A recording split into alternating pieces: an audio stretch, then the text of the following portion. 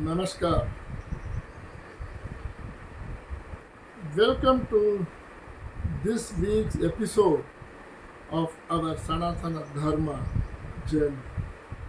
Today, I invite you to dive into one of the most stirring stories from the Srimad Bhagavatam, Canto 6, the battle between Indra, the king of gods, and the mighty Asura Vritrasura, who shocked the world not by his strength but by his devotion.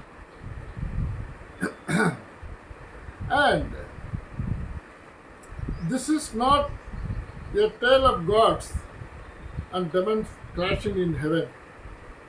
It is a mirror held up to us. It asks, who is truly noble? Who is truly spiritual? And it gives us a message the modern world badly needs. Don't judge by appearance, judge by character and intention. So, let's begin. So, the backstory, the sin, curse, and creation. So, once upon a time, the mighty Indra, due to suspicion and fear, killed Visvarupa, a Brahmana who was acting as his priest. Though Visvarupa was partially aligned with the Asuras, his killing by Indra was still considered Brahmahatya, the greatest sin. Out of grief and rage, Trashta, the Visvarupa's father, performed a yajna to create a demon who would kill Indra. But he made a mistake. Instead of saying, Indra Satru Vadasva, let the enemy of Indra grow, he said, Indra Satru Vadasiva, that is, let the enemy, that is, let the one who will be killed by Indra grow. Thus, Vritrasura was born destined to die at the Indra's hands, but also destined to play a divine role. Now, Vritrasura defeated the Devas and Indra fled, and the Devas were helpless. They went to Lord Vishnu, who said, only a weapon made of the bones of a selfless, pure devotee can kill Vritrasura. So they found that pure soul in Datikshi Maharishi, who sacrificed his own body willingly, and from his bones was forged the divine weapon Vajra, the Indra's thunderbolt. And the battle begins and the heaven shakes. So Indra returned to the battlefield with renewed courage, and the Asuras, led by Vritrasura, roared, and the earth trembled. Thunder shook the sky, and Indra hurled the Vajra, and Vritrasura retaliated with fire and fury. But then something happened no one expected. In the midst of the battle, Vritrasura, the demon, began to smile gently, fold his hands, and speak words of deep wisdom, not of hatred, but of bhakti. And he said to Indra, O Indra, strike me, let this body fall, but know this, I am not your enemy. I am a servant of the Lord. I long only for his lotus feet. Then came a sloka, one of the most beautiful in the entire Bhagavatam. And Ajata Pakshe Ivamadaram Kagaha Sanyam yata vastataraga Shudarta Priyam Priyeva Vishitam Vishanna Manos Ravindaksha Dit Rukshadetva. That is, just as a baby bird longs for its mother, a calf for its mother's milk, or a wife for her beloved, so too, O lotus-eyed Lord, my mind longs for you.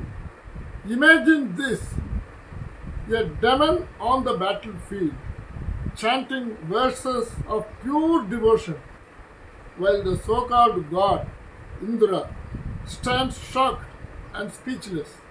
The real devotee was the demon, and the god was bound by fear, guilt, and ego. Who was Vritrasura truly? He was none other than Chitraketu, a previous king and great devotee of Lord Vishnu, who had been cursed by goddess Parvati to be born as an asura. But even in a demon's form, his bhakti is shown through. He knew his time has come. He knew Indra would kill him. Yet he smiled because he saw death not as defeat but as return to the Supreme Lord. So, what we learn in today's world of appearances, filters, resumes, and social media branding, we often judge people by their outfits, designations, or birth. But the Bhagavatam tells us the real qualities are inside. We are reminded of this sloka from Hitopadesha, that is, Vrita Tvasam na Parishyate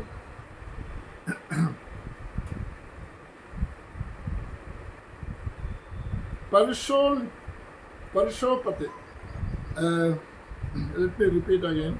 Vidatvasam sa parishopate charmana kim mrigendradana kalukundirata gadebi. That is, sorry, I'm not a Sanskrit scholar. Obviously, I am referring this sloka just to catch up with you, but I'm giving the exact meaning in English. Because maybe if you Sanskrit scholars should pardon me, because the idea is to pass on the message to the present generation from the authoritative source, though I may not be able to correctly pronounce, and I am guilty of it, but then the ultimate aim is to enlighten our younger generation with the actual facts from the scriptures. And that's why I am also giving the meaning in English so that you all will kindly pardon me. So a mere lion's skin does not make one a lion. Just as wearing elephant hide does not make one an elephant. We need to look beyond titles, beyond caste, beyond community.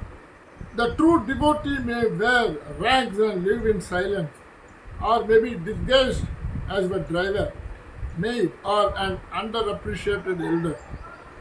Vritrasura teaches that the bhakti and purity are invisible jewels. And the final consequence, Indra, with a heavy heart, kills Vritrasura using the Vajra. But the glory of Vritrasura shines bright. His soul ascends to Vaikuntha, attaining liberation. Indra, meanwhile, remains trapped in self-reflection. So, the victory went not to the killer, but to the one who embraced death with devotion. And in a time when we are constantly told to project an image, Vritrasura tells us to purify our inner image. He did not fight to win lands or pride.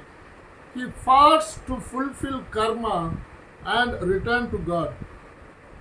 So next time we label someone as good or bad, we should ask, Do I see their heart or just their form?